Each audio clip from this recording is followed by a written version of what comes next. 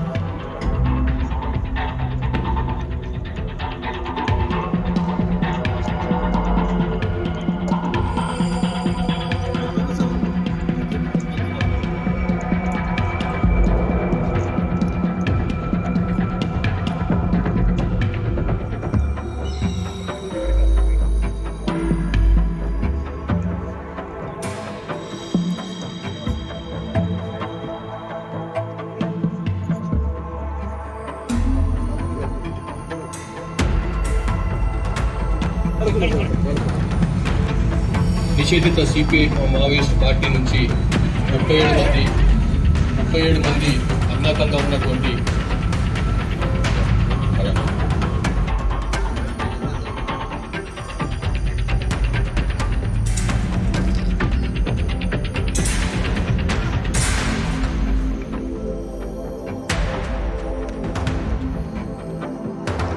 party member Sodi Iduma party member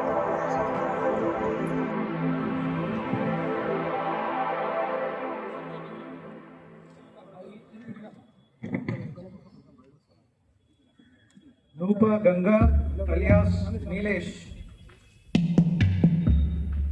area committee member